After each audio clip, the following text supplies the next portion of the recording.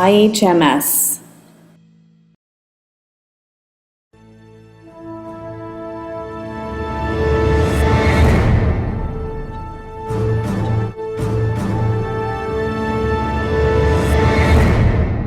Assalamu alaikum wa rahmatullahi wa barakatuh. Thank you, IHMS, for inviting me once again to share my presentation on your media platform. My name is Maftuh Shash Abu Bakr, and I'm from Toronto, Canada. Today, I'm thrilled to introduce the recent archaeological discovery of medieval Islamic settlement site situated south of Harar in eastern Ethiopia. We are only beginning to unveil its past secret. This region is shrouded in mystery and has much more yet to be discovered. Moving on quickly, I'll be discussing preliminary results from a medieval Islamic settlement site in eastern Ethiopia. This will be the first archaeological insight from Faris. To introduce the research team, from left to right, Mr. Idris Hussein, an archaeologist and lecturer at Harari University, who is our lead archaeologist in the field. And next side is myself, Maftuh Shash, an independent researcher in Islamic history and archaeology, who initiated the research and coordinated with historical materials, and also Mrs. Habir Muhammad, an archaeologist, GIS specialist, and lab technician at Addis Ababa University, actually, who collected the data as well as the geolocations of the site. So on my outlines, introduction and problem statements, we provide brief introduction, objectives of research, methods used, results and discussion, acknowledgements, and conclude with my remarks. Introduction and problem statement. Islam was introduced in today's Ethiopia back 7th century. Ethiopia significantly impacted by trade, as serving as a crossroad for interaction and population movement between Africa, the Arabian Peninsula, the Far East, and the Indian Ocean, particularly during the Middle Ages.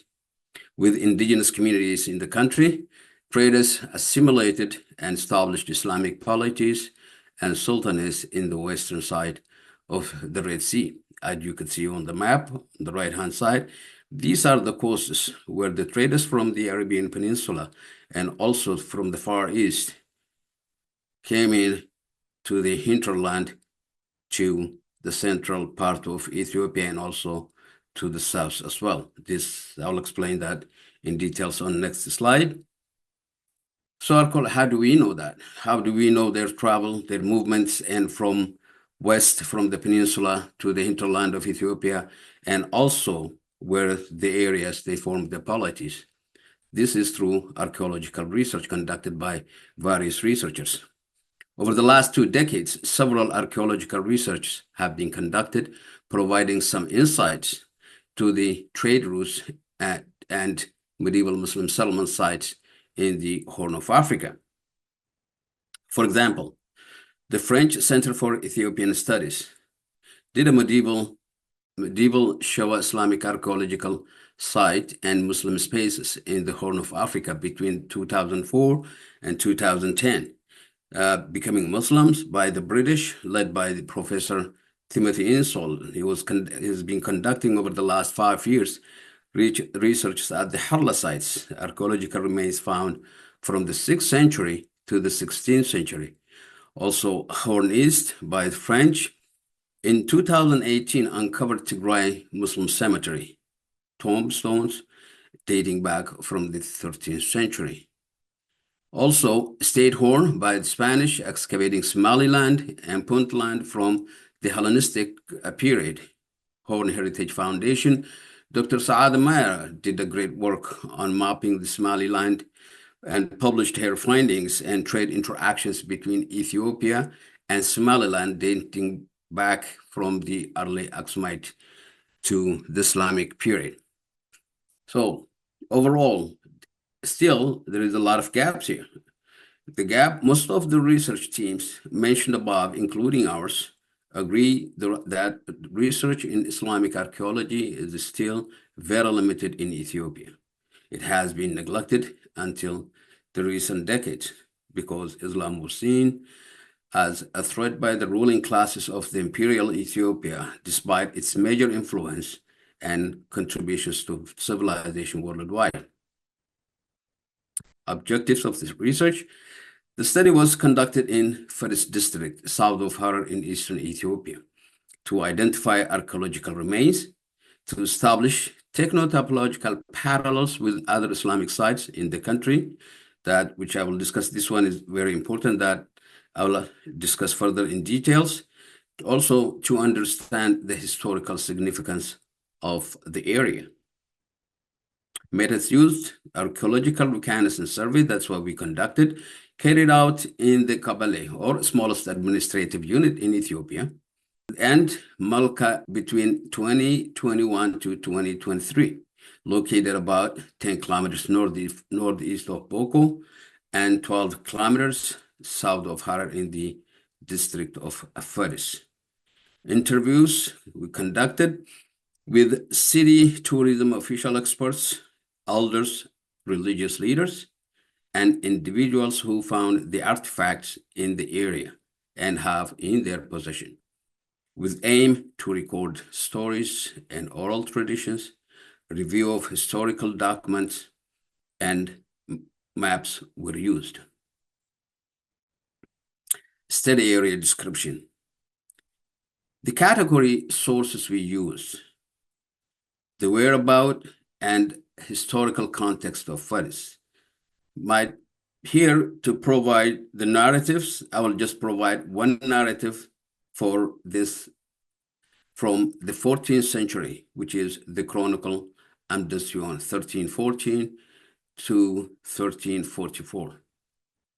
Amdasyon mentioned Faris district as one of the allied Muslim forces against his campaign, and he says, "I sent my army into all the lands of the Muslims, those which are called Kolgora, Gidaya, Kubat, Fatse, Katse, Hargaya, and Bakuladar, and into all the Muslim of Shah." Actually, here what I would like to show is, you could see the Giz part, or the Giz part of text here. It shows Fatse and also mentions other sites that I mentioned earlier, just now. So what we're learning from here, from this 13th century or 14th century document, is the existence of the administrative town or city known as Fatse. And next, we will deal with the rest, where it is located, with the documentation of the maps. Historical documents and maps. Historical documents from the 19th century to the 20th centuries. A short synonyms Arabic text from Harar, which describes the events from 1820, later copied in 1954 by the Harari scholar IHMS and edited by and translated by Dr. Wagner in 1974. This document actually mentions about Faris area as well, and its location specifically. Austrian explorer and geographer Dr. Philip Palitschke between 1884 and 1885. This Dr. Phillips document actually is the map on the right-hand side that you would see. Exactly, it shows where Faris is located, and this is a crucial document that we used. And also, this map also shows the ruins in this area as well, within that region. This is exactly where Faris is, and which is south of Harar. An Italian explorer and geographer, anthropologist, Robecque Brichetti in 1890. A French monk and archaeologist, Azias, in 1920. The Chronicle of Menelik II in 1922 all mention Faris as a district south or about 25 kilometers of Harar in eastern Ethiopia, where it is still located, which is right here, south of Harar. Here is a more clear map that you could see. First site location, this on the left-hand side, what you see is Ethiopia. And around this area on the eastern Hararge, which is that you would see eastern Hararge section of the region. And at the bottom, you see the first location itself. Now, results and discussions. Structures where the structures that you see here were stone-built defensive walls, watchtowers, an existing mosque with foundation, cemetery sites, burial cairn, water wells, and storage beams. Artifacts collected from the surface by the local individuals and farmers, a carnelian with Arabic inscription, pottery, beads of various kind, molds providing parallels with other Islamic sites in the region, and mortar as well. These are the findings within that region, showcasing the remarkable findings of Faris site, the largest step well ever found in Ethiopia. Actually, this is one of the big difference comparing to any other sites, the sheer size of the well or the step well that we have never seen anywhere else except here. On the left-hand side, what you see is when it's full during the winter season, and also on the right-hand side is in the dry season. As you could see, it's like an ice cream cone shape and still in use. This is the only medieval water well of these sites, and also this size can show how many people have been using it back then in the medieval period. Step well description. This is 19 by 19 meter rectangular.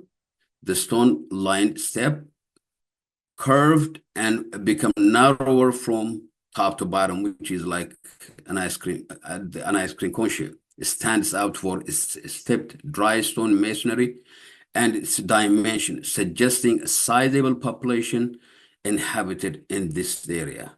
For sure, this is very clear that the size of the population in this region was large. Large well with precision cut blocks, average length 90 by 120 centimeter, and height about 40 to 50 centimeters in depth, 70 to 90, formed flat steps overlapping one another. The steps one allows the inhabitant to easy access for the water, and two, to harvest large volume of water. Medieval first step well is still in use in dry season. As you could see, the people are still using it as drinking, as well as for every other daily life routines that they carry on with them. An existing mosque with succession of foundation.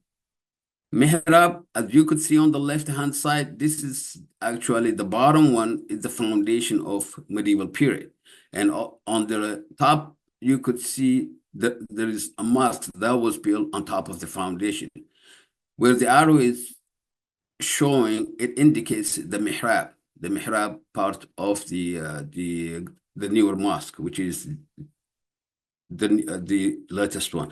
On the right-hand side is actually this is a mosque that was built on the top of the medieval mosque. First side defensive wall, partly preserved up to 2 meters high, with an oval shape covering an area of approximately 160 by 80 meters. Construction techniques: dry stone masonry with rectangular carved and fitting stones. It has watchtowers, two detected. Actually, two watchtowers have been identified, but the others were not able to get to them due to a very dense vegetation. Two entrance gates, north and east, attributed its origin to the Harla people. a semi-legendary Muslim people inhabiting eastern Ethiopia during the medieval period. Defensive walls and watchtowers. On the left-hand side, where the little boy is sitting there, is the watchtower. And also on the right-hand side is the defensive wall. Do you see the side of the stone, or how it was carved and laid? Actually, they don't use mortar in here. Artifacts found at Fadi side. These are the artifacts found at the Fadi side. These are beads of various size, as you can see. This is the area this area is called like Balda. It's a small, it's a village next to the to Malka Gabal itself. Seal with inscription found at Fadi's Islamic side. Actually, on the right-hand side, a carnelian with engraved Arabic text, La ilaha illallah wa Muhammadun Rasulullah. There is no God but Allah, and Muhammad is the messenger of Allah. This is exactly what you see engraved on the right-hand side seal, where I'm pointing at. And this is the Arabic text that you would see. Islamic ethics first. Seal indication is of a compliance with Islamic Sharia law. Now, going back to the similarities from one side, from one area to the other within the country still. This is where we try to do the techno-typological parallels. Similarities of beads found at Harla and Fadi side. On the left-hand side, this is a new one that we discovered. And on the right-hand side, this was excavated by the archaeologists at the Harla site near Dredao. And these two are almost similar manufacturing periods. Also here, the seal. Artifacts found with Arabic inscriptions. On the left-hand side is the one I just showed earlier with Arabic inscription. And on the right-hand side, with the black one, is the at Harla site. The walls. Similarities between the defensive walls of two sides within 5 kilometers apart. Ganda Harla and Fadi side. This, the picture that you see on the left-hand side wall is about 5 kilometers north of the one on the right-hand side.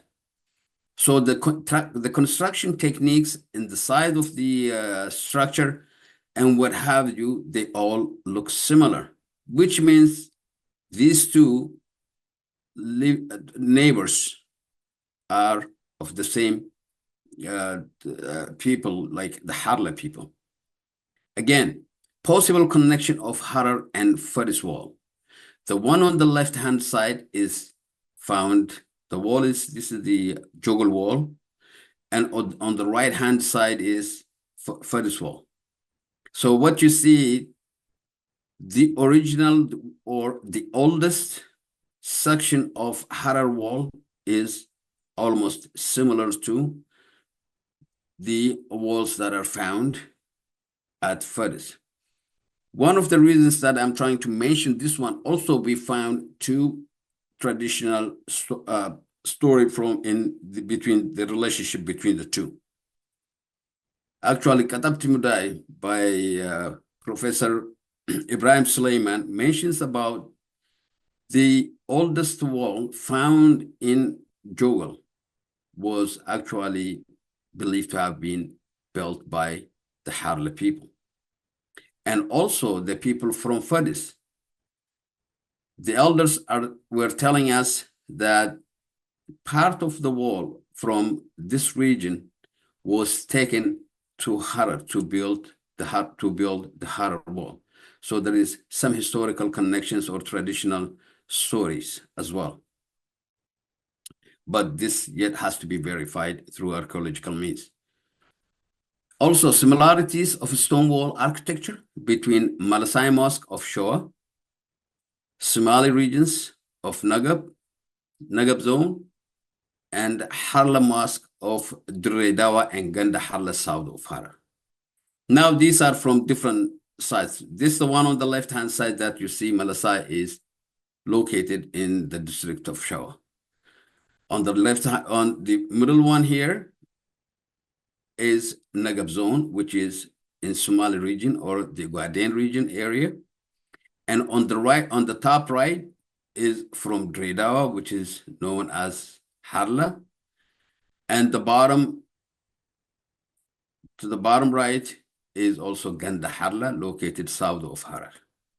So you could see these people, this community, actually right across the country, their construction techniques, the masons, and what have you, the structure of the walls, they are very similar. It's believed once these people were occupied, the Harla people were occupied from the Awash Valley as far as to the Horn of Africa. In conclusion, task ahead. This study is the first step in the archaeology of Faris in eastern Ethiopia, with a particular reference to the archaeological remains of Malga Kabale at Faris. Despite the archaeological potentials of the site, chronologies of the site and its finding have not been reconstructed. This research was completed within a short period of time through survey, with no excavation that could have unearthed more archaeological remains. For a more complete picture of the history of the site, intensive archaeological investigation using various techniques approach, including excavation, radiocarbon dating, and material and artifacts dating will be taken into consideration in the next stage of research, in which the site is considered as a PhD study area. Acknowledgements, my research colleagues. Give a credit to Mr. Idris Hussain, our lead archaeologist, and Mrs. Habir Mohammed. Also, Dr. Simon Dorso, Ms. Mercer, and Professor Timothy Insall for editing our original manuscript. Mr. Mohammed Shash Gilmo for assisting me and my colleagues during our site journey in so many occasions. It was being very helpful. First time we traveled in 2014, and he has to travel with us as well in 2015, as well as in 2021. The great personality that I have enjoyed working with. The Culture and Tourism Bureau experts of Faris District, also the Culture and Tourism Bureau head of Harar, Mr. Tawalid Abdosh, and his staff for facilitating logistics around Harar sites, the local communities of the study area as well. And here are some references of for my presentation, as well as research paper that's forthcoming. And thank you for your due attention.